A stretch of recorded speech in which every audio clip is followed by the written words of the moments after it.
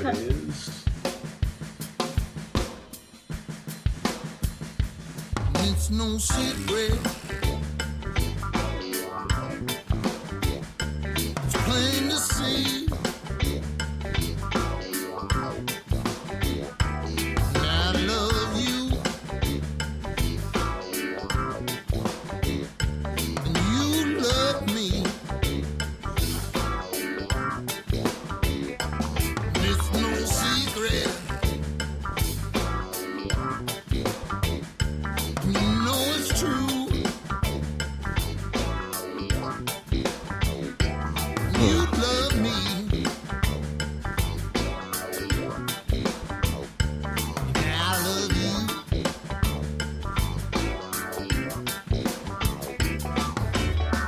The only time we seem to meet is in the middle of the night. Only then can I feel your heartbeat. Till something's not right. Together I see you and me, always and all time. But not everyone would agree. To them it's a crime. It's no secret. It's plain to see. Yes, I love you. And you love me. And it's no secret. You know it's true. You love me. Yes, I love you.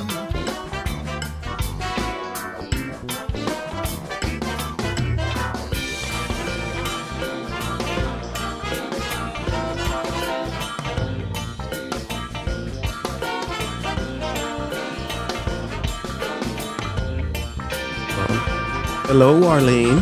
Hello, hello. You want to bring her in? Oh, you want to test her now? Can. Can't It's up see. to you. You can't see her. Take that down. Okay. Arlene, we're going to just test your mic real quick, if that's okay. Each day I think of you, looking for some sign that you feel the same way too. And I know you're mine. We can't use no telephone. Oh, how There beautiful. you are. And all I get You is look, that you look fabulous. That's a movie star. That's right. It's no secret. You doing okay I'm tonight? doing okay. Yep, just got back from vacation. A little cold, but Oh, now we can't hear Oh, you. no. Oh, that's because I had that. Let me take the lead line down. Oh, I can do that. Like that, so we can hear her. Okay, there we go. Woohoo! You Is were it- saying? just got back from vacation from Nashville. My husband got a little head cold, and so I picked it up. And so we're just going back and forth, but I can't complain. Everything's good. All right. Good, good. I have a head cold Yes, yes, he does. too. We're all together on that today. And Kind of dragging. All right. Is it time yet, Jill? It is. It's exactly 8:00. All right. Well, let's start the show. All right. So we're gonna put you back down in the audience for now, but we're gonna call you back up when it's time. Cool.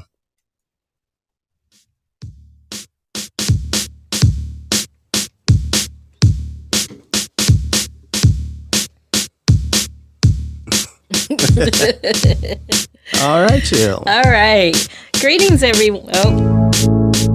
Oh, that's you.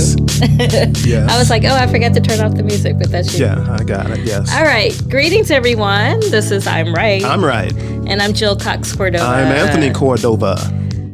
Well, this week This week. is a week. Yeah, this week is a week. I know yes. it's only Wednesday, but it's been a week already. Okay. But this week we are going to talk about money, wealth. Wealth, money. wealth, money. and how we people interact with wealth in a relationship. That's right. That's right. Because we always talk about relationships. And Yeah. speaking of relationships, a little later in the show, we have a special guest. I'm so excited Yay! because she's a master certified matchmaker and Cool. a science-based dating and relationship coach. Cool. This is great. So I'm very excited about Yeah, that. I really do like to see the scientific side of love. Love, Love, love. love, love. Yes. But let's go ahead and get started with our first segment that we call Stand by your stance. All right. I don't know if we have two stances on wealth, but let's start off by talking about what is wealth to you? Well, actually, I do have two stances. You have two stances yourself? Yes, Or on I'm myself. talking about I'm right. Yes, but I can't help it. I have two stances because I have changed over the years. Yes, in the time that I have known you, even. Yeah, so Yes. I used to really be guided by money and in the pursuit of wealth. And I would make emotional decisions in relationships, and I let wealth guide my decisions. And never worked out well. Never did. It didn't? Never worked out well. No. Always But you ended kept out doing it? bad. Yeah, I did. I did. Took me a while to learn. So now, my viewpoint on wealth is completely different. What is it now? Wealth. Ooh. As long as I have spiritual wealth, I'm happy. What is I'm- spiritual wealth to you? Well, that is a good question. I have them every now and then. But spiritual wealth is how I interact with people, everyone, Okay. even people that may not like me because of racism or whatever it is. I still try to have love for them, which gives me spiritual wealth. So you're talking about being rich spiritually. Yes, Okay. absolutely. Okay. What about financially? Financially, it all follows. Meaning? Well, before where I was guided by wealth and it really mattered to me, now it doesn't matter. So that has set me free. We like freedom. Yeah, so it set me free. So I'm able to make better decisions because I'm not guided by wealth. Then I must have always been free because I have never pursued anything because of the money. Yeah, well, I definitely did.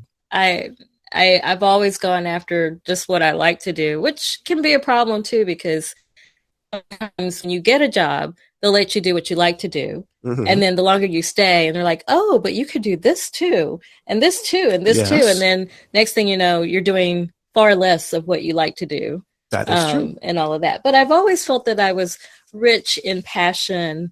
And as you're talking about, I felt that I am becoming more and more spiritually Great. I'm because glad. I've been really focusing. I know we're a couple. We're a couple. Yes. We're a I want couple. us to be spiritually wealthy at the same time. And I think that we are, although I think you're a little more developed than me in that regard. Developed? Wealthier in Wealthier. that regard. In that regard. Okay, if you say so. But I think we can agree on wealth doesn't just mean money. Correct. I do. And agree. in our relationship, the only time if we're talking about money, you handle our finances because you found that I don't do math. Yeah, that's I don't not do your- math. I don't like bills. That's not your thing. I don't like to. That's the one part of adulting I've just never liked. So even though when I had the money, I would pay the bills eventually. Yeah, that was the problem. Eventually, I actually had the money. I didn't like that part of adulting. Yeah. But that makes you a good compliment to me Yes. because you handle bills very well. Yes, and which is another good thing in our relationship. Usually, what I am weak at, you are strong at, and vice versa. Oh, what are you weak at?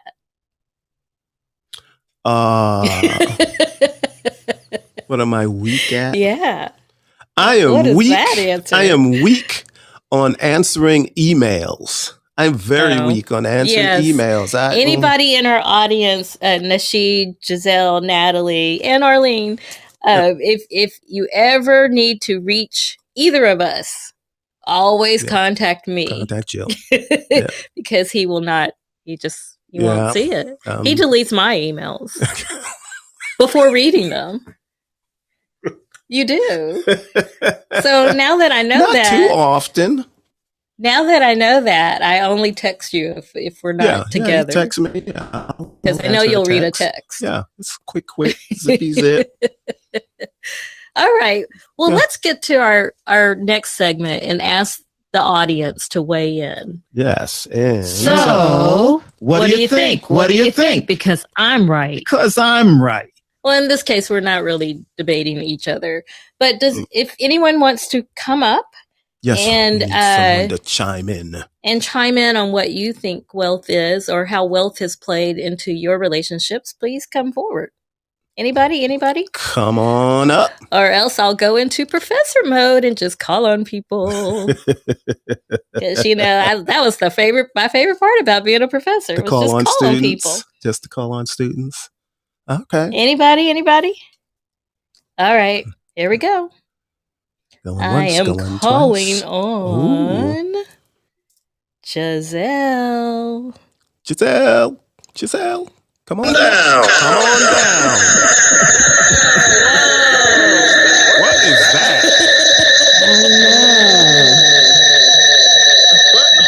What in the world is that? Oh no. Okay, all right. I'm gonna mute you for a little bit. I don't know what that was. I don't know. I guess when she clicked in. It's kind of like being on the radio. Do you have your device up loud or two devices? Or two devices? Can't hear her. Yes. Well, if you do, turn one of them down or off. Yes, and is she muted right now? I did mute you, but you can Okay. unmute yourself if you did that or if that was the situation.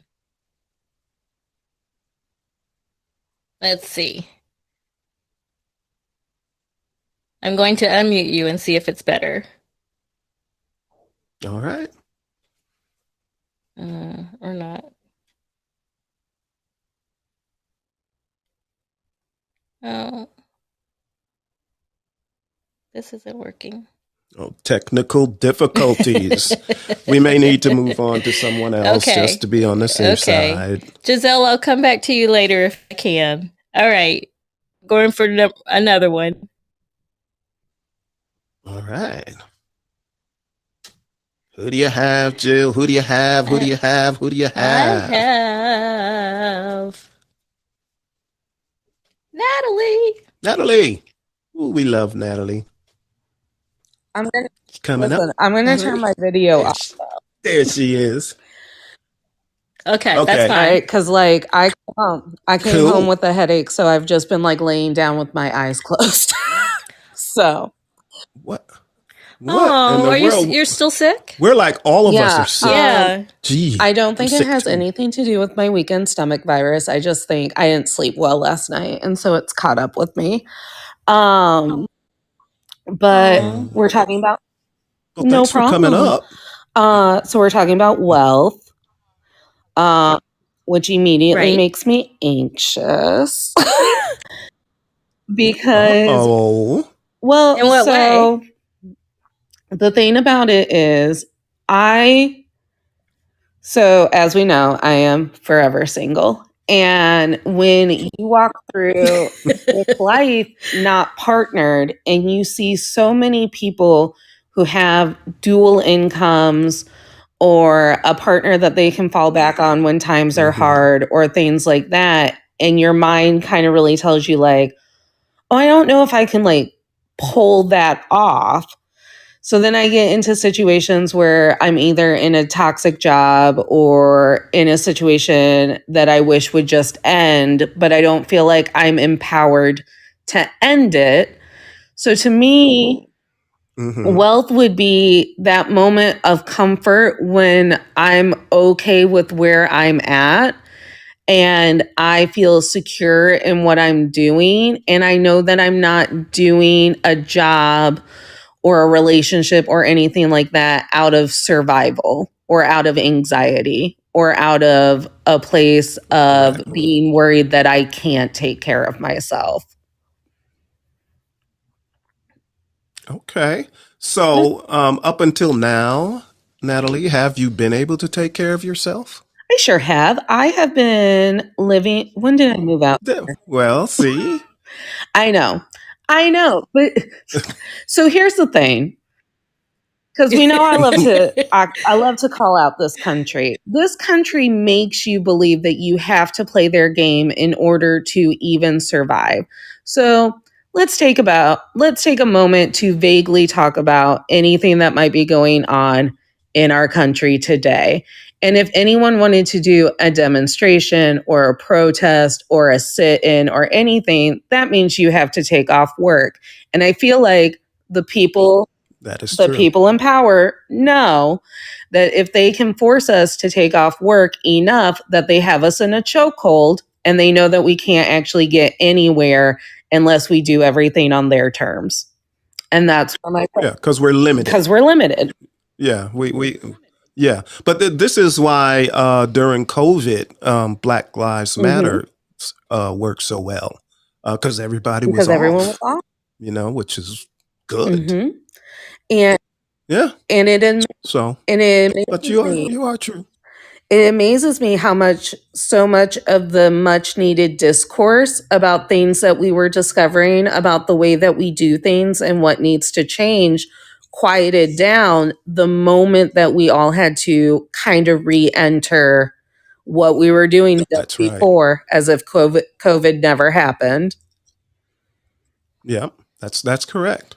Yeah, that is because I always speak about, well, not always, but I often speak about how many situations are not trends. They don't go away. They're still there. They were always there, and so that makes people feel depleted, whether they have some type of wealth or not. It makes you feel depleted. Yeah. Well, Jill has started something called Everyday Activism, which means like on a daily basis, you do something. You don't have to go out and protest, but you can do something to help people that are protesting. Maybe you send water, maybe you bake pies. I don't know, whatever it is, but we can do something. Or it doesn't even have to relate to a protest. Like at work, I will speak up for people who are being wronged. Yeah. I don't like wait till the situation's over and then whisper to them, oh, that was horrible. I help them then. But these little things don't really cost much of anything. Nope. You can just do it. Nope. You could be rich in giving. Yeah, that's a good one. That's a good one, Jill. Well, thank you, Natalie, for talking to us. Thank you so much. And I hope you feel better soon. We love you. Love you too. Yes, we do. We love you. Bye. All right. Bye. Well, we're going to get to our guest, and it's part of the segment that we call I'm trying to help you. All right. I am going to invite our guest to video. And while she's coming to video, I normally don't read our guests' bios out loud. Like I normally just tell you what I know about the person. But our guest's bio is so impressive that I have to... amazing. I have to read part of it while she's getting Arlene, I hope, yes, There she did she see is. it. Okay. There's the movie woo, star. She Woo-hoo. looked great. All right. This is Arlene Washburn, everybody. And she, yay. Let's clap, clap, clap, clap, clap. Yep. And like I said before, she is a master certified matchmaker and science-based dating and relationship coach. And she says she has some fairy tale successes, which I would like to ask her about in a moment. Fairy tale. She's also the former CEO of the oldest state licensed school for matchmaking in the country, in America. She founded AV Connections. Yes. In 2012 to offer top-level dating and relationship coaching, matchmaking, and singles events for elite singles. Hey, Natalie, did you hear that? Elite singles. C-level executives and celebrities. All right. Her keen intuition and adapt recruitment skills have won her widespread acclaim for her matchmaking and relationship coaching across multiple channels. I have one more paragraph that I really want to read.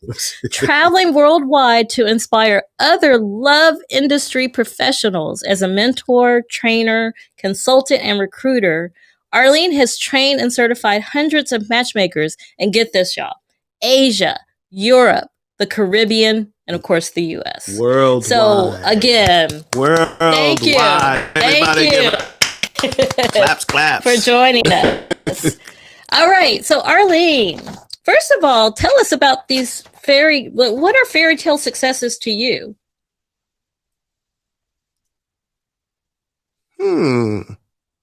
Oh, we can't hear her. I think you have her down. No, I do I'm not. I'm back. I just realized I was muted. There you go. There we go. It'd be nice if I unmuted. Okay. Just want to thank you both for having me. Yes. It's so nice to be with you. I'd love to see couples, doing things together. I can tell you one fairy tale story. And thank you for coming. Thank you. It's my pleasure.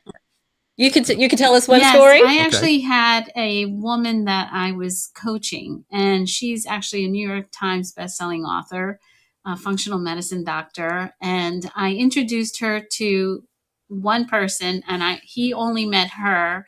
And she got married for the first time at the age of 60. Oh, wow. Wow. It's like my favorite That's story. amazing. At 60. At 60. First time at 60. Yeah. So she wasn't set in her ways, because that's how, when you've been by yourself for so long, you really get, This adage used that you to can't take. you. I'm sorry. You guys are Old chiming dogs, in. new tricks. Yeah. Yeah. I don't believe sorry. in that. I think people can always learn and always get better. And I think we're a work in progress until the day we die. As long as you are open to it and willing, anything is possible. Yes. Mm-hmm. That's right. I agree. That's right. Mm-hmm. So since we're talking about wealth, how does wealth play into your coaching when you're coaching someone dating or relationship? One of the key things for putting couples together that are going to be compatible is their core values, right? So the wealth part is not as important as their outlook towards work, towards finances, and that type of compatibility I think is more important. But when you really look at the data about why people get divorced, a lot of people think that it's because of finances. Financial strain can cause a divorce, but the reality is that that's only about 36% of the couples that get divorced over finances. There are other factors that are even more important. So it's hard to say, I couldn't find any data on the science of wealth between couples. I think it's important to come together to discuss what you want to create, what you want to build as a couple. And I always love to tell couples to create a bucket list, right? A couple's bucket list. My husband and I have one of those. That's very important to keep it fresh, to keep it interesting, but and also get aligned in terms of what your goals are financially. That's really important. Right. And how does the science part of this play? The science part of relationships and finances? Well, I think the main thing is really to have the same core values and the same key life values and your outlook towards finances. What could be tricky is if you have someone, I know people say opposites attract, but the reality is that opposites attract, but they don't really last. So birds of a They don't feather stay. flock Yeah. together. And so if you have someone who's a real spender and someone who's a real saver, that could ultimately be a lot of friction in the relationship.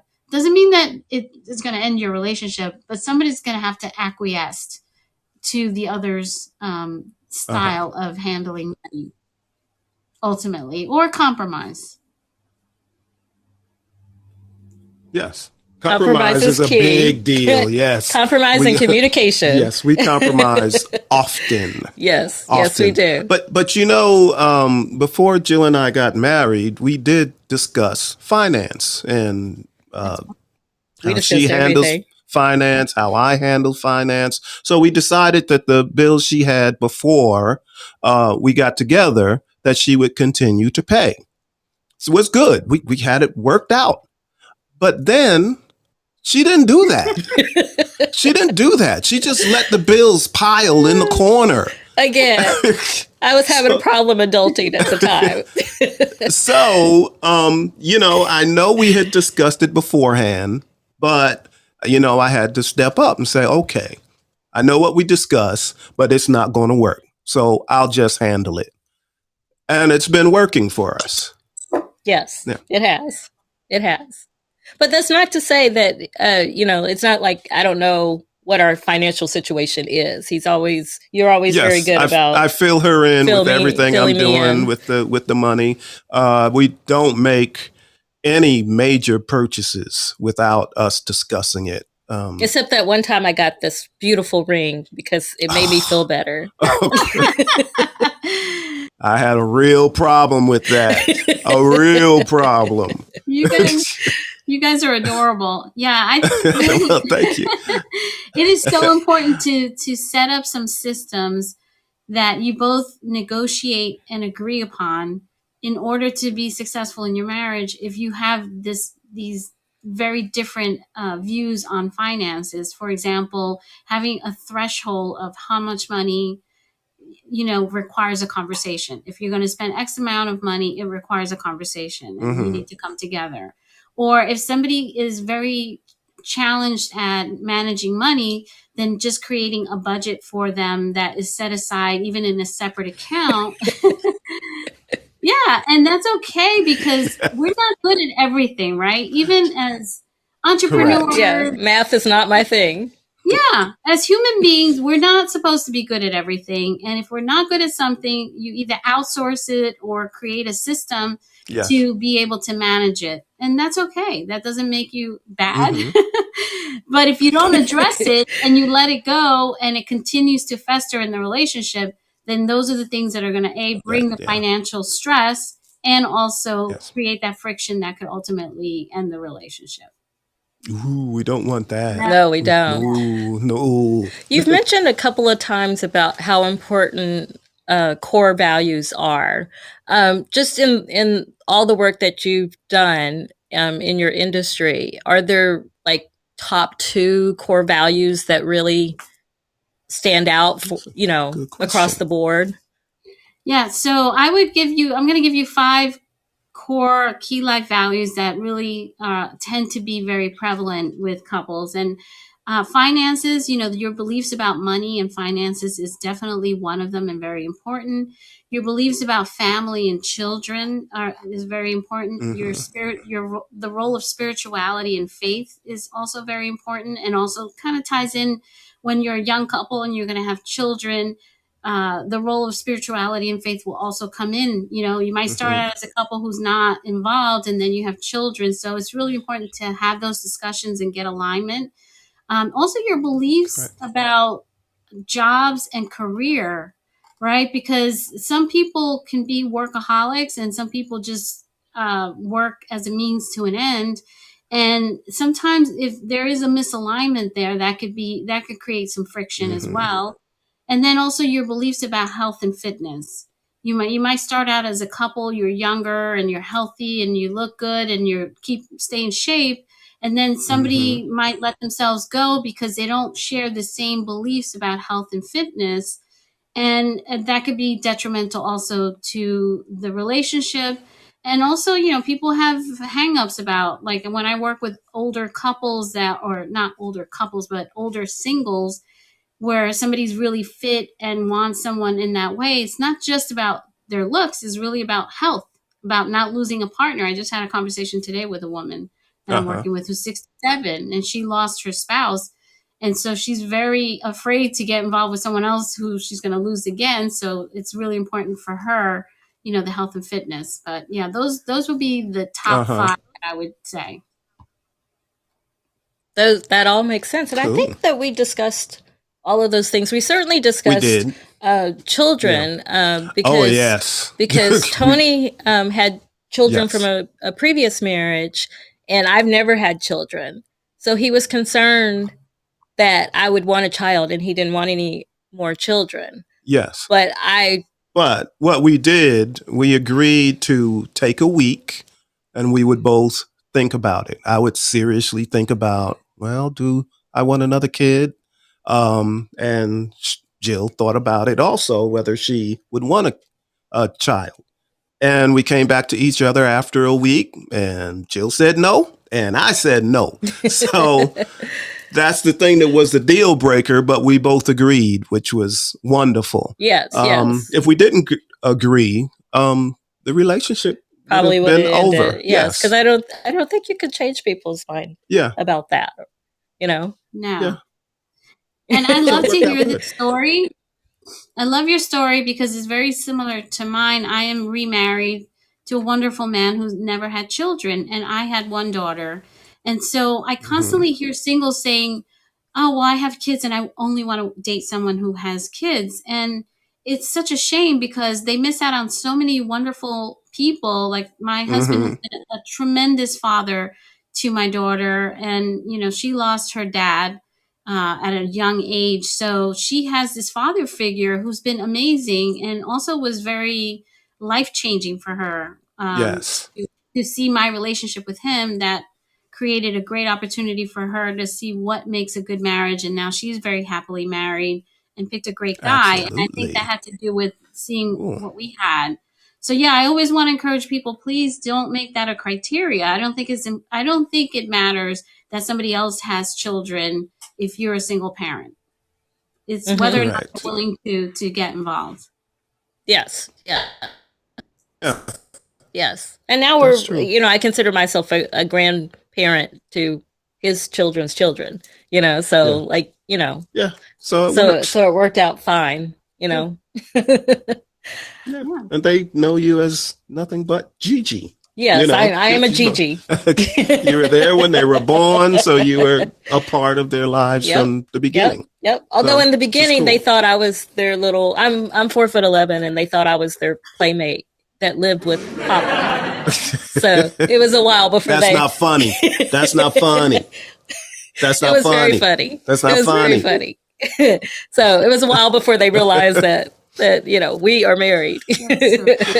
Yes. Yes. Yes. So is there anything that you want to tell our audience that we haven't asked you about? Well, I mean, in terms of relationships, it's really the most important thing before you choose a partner is to know thyself, know who you are, and accept yourself with your flaws and your qualities. And then understand, that helps you to understand who makes a good partner for you. Because I think people try to sort of, turn themselves sideways and whatever. Like, you are who you are, right? You have your own core values and things like that. You could always improve, but just be who you are and recognize that. And then bring in a partner who's going to complement and also be aligned to the person that you are. So that's, I talk about that ad nauseum, right? Because then people then they end up in these relationships and they're trying to make it work, but it was a poor partner choice to begin with. So From the beginning, yes. that's all. So, Arlene, what do you think about in a relationship, new relationship, and one person will try to be what the other person wants, but that's not really who they are? So they're hiding who they truly are. And sooner or later, who they truly are will show. But maybe it's too late by then. You know, what do you think about that? That happens all the time. I see people that they go on dates and they audition for the person. Yes. And they want to be liked. And the dating process is not about being liked only. It's also about you vetting the person, being authentic, being your best self, and then coming together with someone that is loving you for who you truly are. And even taking it a step further, nowadays, more than 40% of the couples meet online. And oftentimes I see people put up these photos of themselves. They don't show their body, you know, and women are notorious for this. They'll just show their face because maybe they don't feel comfortable with their body. But there's a man out there that loves your body just the way it is. And what you end up doing is you show one side of you. They don't get to see the whole you or their old photos or their, you know, you were younger. And then the men typically will shut down when they show up and they meet someone that's totally different from what they think they were going to meet. So it's like a waste of everybody's time. So my thing is be authentic, be honest, and be your best self. Yes. That's right. I'll applaud that too. I'll applaud that too. During the pandemic, was it much harder for you to be a dating and relationship coach and matchmaker? Not at all. In fact, not at all. You know, we were busier than ever because so many people were cooped up in their home. So it really changed the whole dating landscape. First of all, people got more into slow dating. They created a better bond because I think people tend to jump into bed with one another very quickly and not really take the time to get to know each other. So a lot of dates were happening over video calls. And people were actually asking really thoughtful questions because everyone was asking themselves, like, what is going on in this world? And it became more serious. And as a matter of fact, Match.com does a survey every year with Dr. Helen Fisher, who's an anthropologist, and it's called Singles in America. And what came out of the pandemic is that a lot of people stopped being caught up in just the physical, and they were looking for a lot more depth than just physical, just height, just looks. So yeah, it was very interesting, all of the kind of things that came out of this, you know, the silver lining, I would say.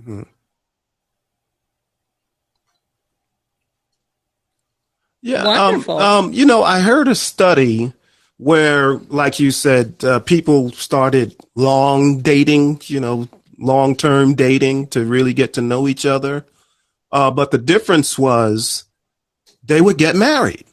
You know, they would do this long date online and then they'd move in together and get married.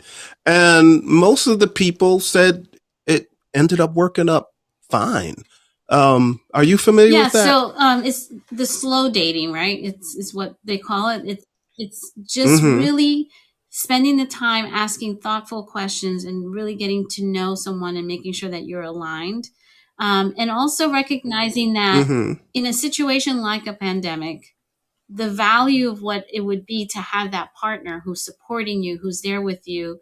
I think people really it really hit home that, wow, you know, I'm single, I don't have a partner, and we're going through this situation. And now I understand what that partnership really means. So people were very serious about it. I don't know that it shifted everything. I think that the younger generation is still waiting longer to get married, which is a good thing. They're getting married at around the age of 30. Those marriages tend to last longer, believe it or not. Your brain is fully developed. You know, it could be a little bit of a hindrance in terms of having children because people feel like they should have children younger. However, the most important thing is the marriage, because children don't enhance your marriage. They actually make the marriage stressful. So if you have a bad relationship, doggone kids, doggone kids, stressing me out. Absolutely. We love our children, but they don't enhance a marriage. Period. Full stop. They actually make the marriage very stressful. Wow. All right. Well, are you willing to answer questions from the audience if they have any? Yeah. Okay. Does anyone have a question for Arlene? Now's your chance. I hope so. Someone. Anybody? Somebody? Don't be afraid. It's okay. It won't hurt you. She won't tell you what you've been doing wrong. Well, while we're waiting, everybody, Arlene does she's a fireside creator. You want to tell everyone when your show is and what it's called? Yeah, we have it's actually a colleague of mine and I. He's actually a researcher in the love space. And so we've connected on the science of love.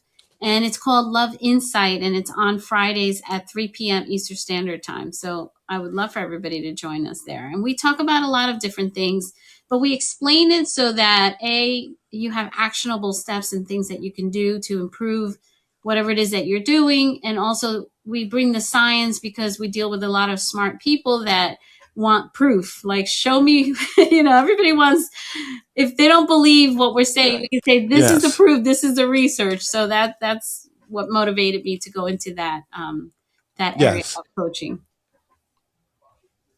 I have a question. Yes, wonderful, audience, wonderful. It's a fabulous show. It is. That's how we found you. It's wonderful. So we do have a question for you. Yes, Okay. from Natalie. Natalie, you can unmute yourself. Giselle unmuted herself first and said that she had a question, and she didn't get to present earlier, so I'm going to let her go first. Oh, yes. okay. Hi. Okay, Giselle, are you there? Yeah, can you hear me? Hi, it's yay, we fixed. can hear you. Okay, Okay. hi, you guys. My question is, Hi. after you break up with somebody, how long should you wait before you get into another relationship? That is such a great question, and thank you for asking that. Okay, so there is no set time for how long you need to wait. I've heard stories about, you have to wait a year for every year that a month for every year that you were married. No, none of that is true. No. No. So here's what you need to do. In order to be relationship ready, you want to get to as close to neutrality as possible. What I mean by that is if you're carrying emotional baggage from a previous relationship, that is very likely is going to hurt the next relationship.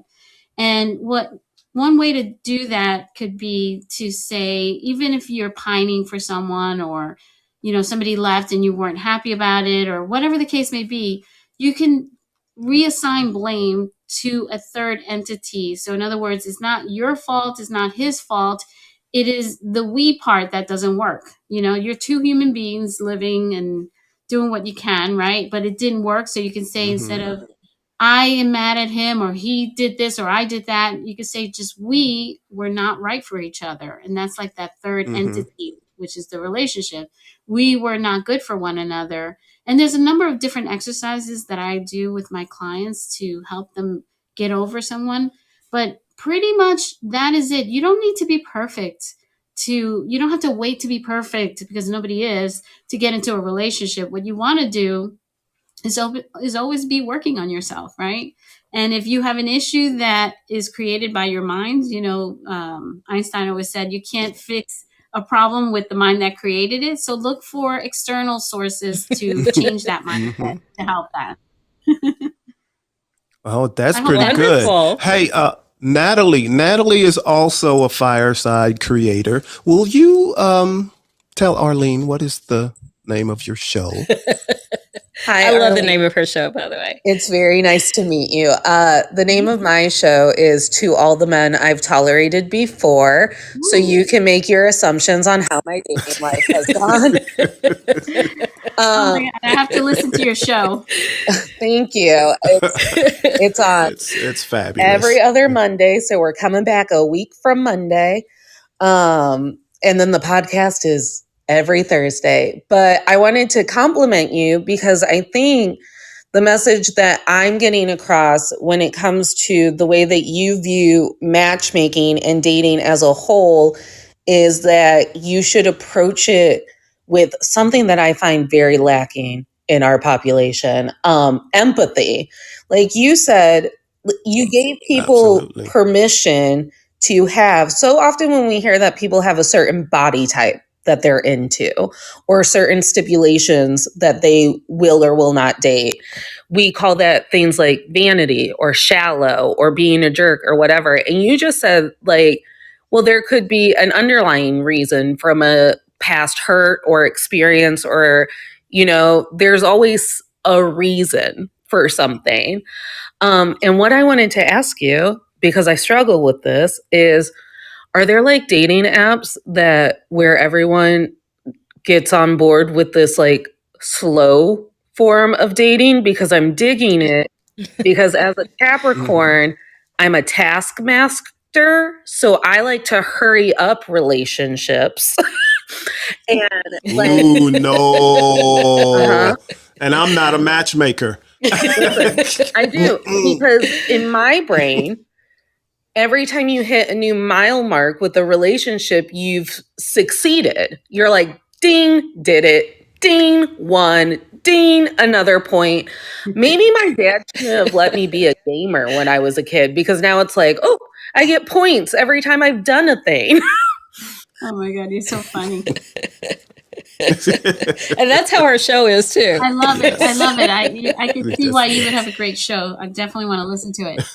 You know, Natalie, that's such a great question. So there's over 1,500 apps out there. So there's about an app for every little thing. Whoa. I had no idea. Oh, yeah. And online dating has been around for a very long time. People don't realize it's going on 30-something years when the first, I forget the name of it, but there was this one system, etc. But not to talk about online dating or anything. Dating is not just selecting the right partner. It's not just being relationship ready. It's also being self-aware and aware of pace. So if you're on a different pace than the person that you're interacting with, chances are that's not going to work out. So if you're someone who's really fast, and it actually, you know, what the science shows is when people interact and they sort of mirror one another, that creates more connection than if they're really different. So if you have someone who speaks really fast, and and the other person is really slow, methodical, and thoughtful, those people are probably not going to have chemistry with each other. But so to answer your question, if you're very fast and very fast paced and you want to hit those milestones quickly, you need to find someone who's on the same page, who has that kind of rhythm, because your rhythm also needs to be aligned. So there's so many factors in this whole, you know, dating and relationship. And that's why so many people get frustrated, right? But yeah, that's part of it. Pace is really important. And you also could have a great match in front of you, but if you're going too fast, I just had a conversation about this on LinkedIn today. I do a show on LinkedIn.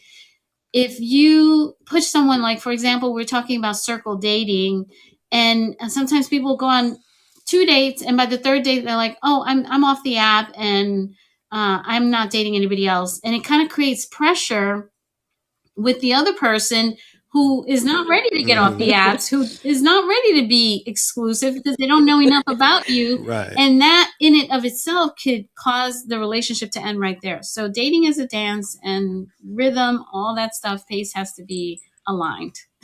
I appreciate your answers and your expertise, and it made me come up with a follow-up question. Oh, Go for okay. it. Just milking it for everything that I can. Because I'm only on 3 of those 1,500 dating apps. So clearly I have work to do. So what I have realized so I am in my 30s. And what I have realized as I've grown older is, due to some of the programming that I experienced as a child, I didn't get to fully experience love and dating in a way where I feel like I've explored a lot about myself or experimented on what those relationships and partners could look like. So I was wondering, when you're faced with a client who knows that they have to make changes in what their patterns are, or honestly needs to rewrite what their likes and dislikes are in their head. How do you kind of guide them through that?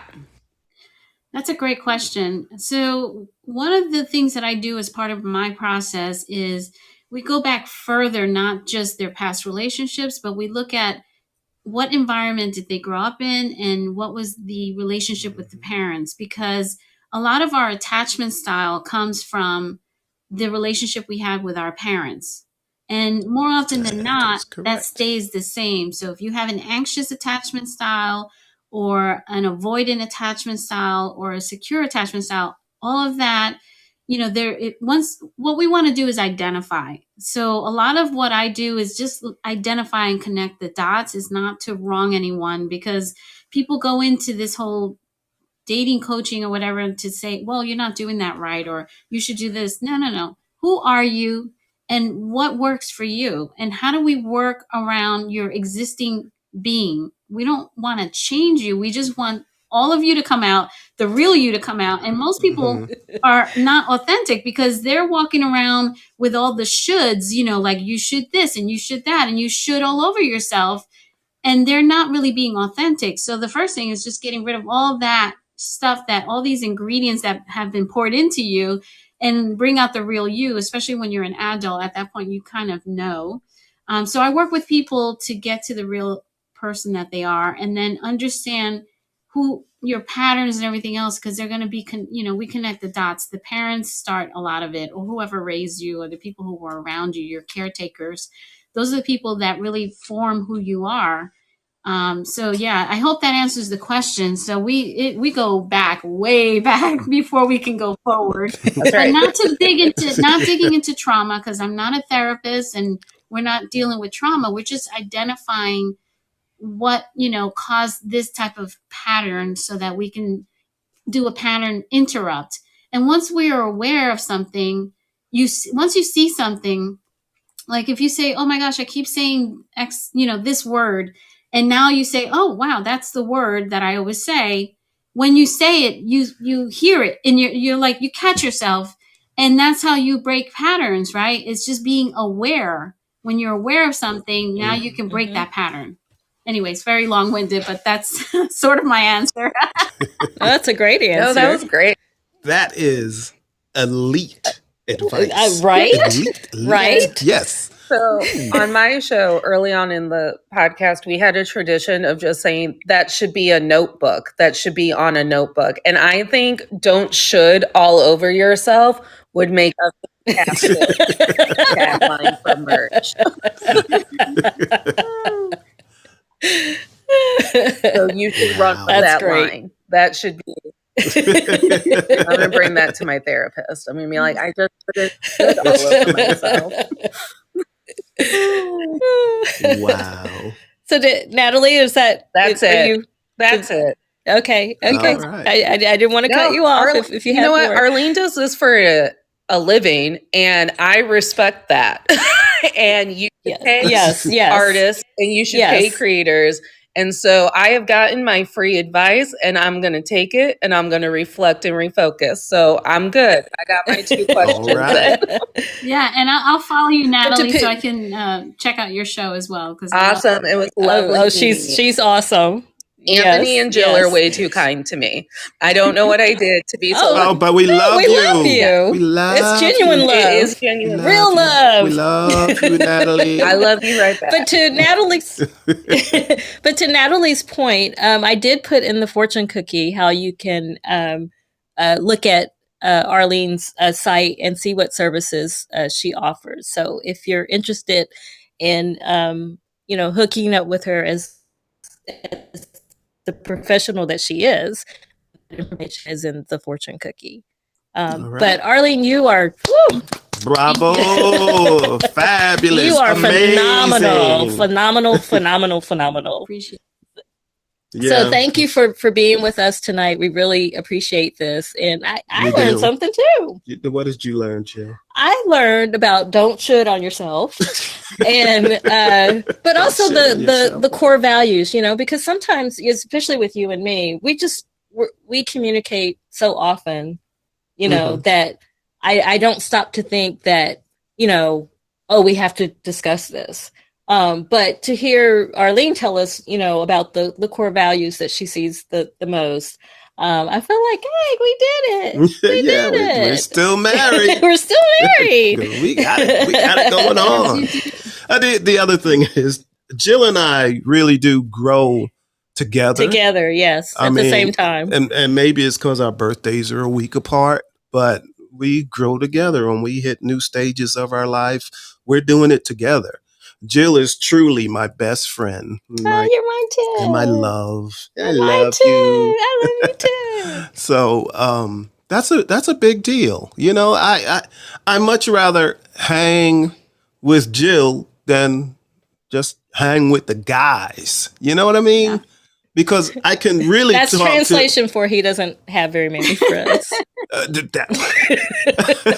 You guys are so cute. When are your birthdays, by the way? I don't. Mine is December 14th. And mine is December 7th. I love it. I love Yes. it. I was going to say, the fact that So you guys we're have good. this great relationship, I think I assumed immediately that you communicate on a regular basis, and not just about maintenance, but just about life. Like even the fact that you're doing this together. And that is one of the formulas for having an amazing relationship, is the check-in. Because then people say, well, we grew apart. Our marriage grew, we fell apart. No, the grass is greener where you water it. And if you're not pouring into each other, you're not going to. So I love it. That's absolutely, Cool. yes, Well, that's thank absolutely you. true. And to your earlier point, we really worked on ourselves before we got together too. Yeah. Even while we were dating. Even while we were dating, yes. Because, Jill, early on in our relationship, I did something to upset Jill. It was all on me. I did something. It was small. to upset. It was small. But she had a fit, I didn't and have she a was fit. hurt. And I she didn't was have hurt. a fit. I showed him like I created this book that's kind of like a vision board in a book. And I didn't show it to anybody. So to show it to him was a big deal. Yeah. And he laughed. I didn't get it. I didn't get it. But Jill shut down on me. I did. She wouldn't speak to me or anything. And I told her, I said, look, if we are going to continue this relationship, we have to talk. And he was exactly right. If I do something wrong, if I do something to upset you, we have to talk about it. Yes. It wasn't my intent to upset you. I don't purposely do things to hurt you.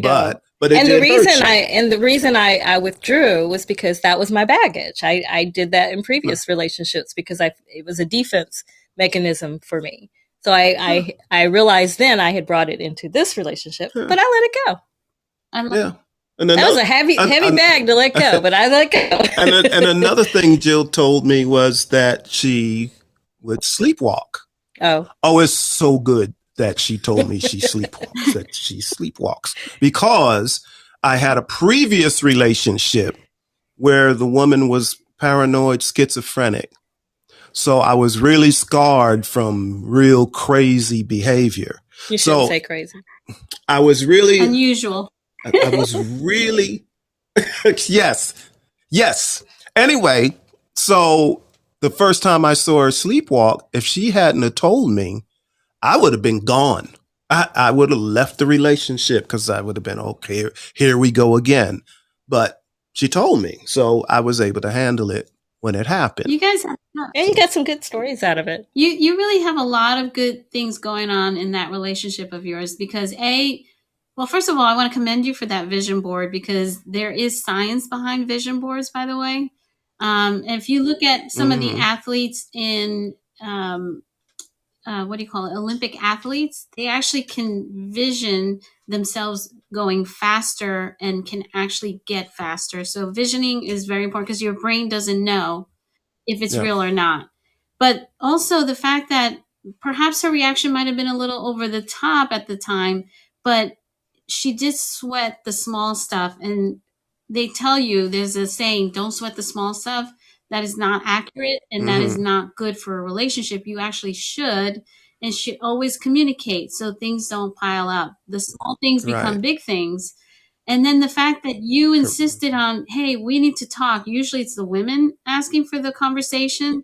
So Hey, look, I got points. yeah, I got love points. that because you're like, let's work it out. And you're instead of being Yeah. a runner, like I know people, I've coached people where the minute something goes wrong, they run for the hills. And when you run away from a relationship, then you lose trust, right? And so now that other person feels that you're unpredictable, and therefore they can't commit to that unpredictability. So you guys have some Correct. wonderful things going on in that marriage. Good for you. I All love right. Thank you. Thanks. I guess that's why we have a podcast. Tony. Right? Yeah, you. Yeah. Who said I did. Tony? That was Natalie.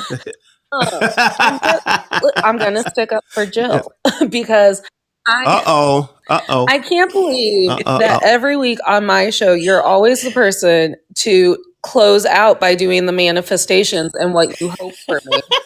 And then Jill showed you an entire book of her visual representation of her manifestations, and you laughed at her. I can tell that you've grown.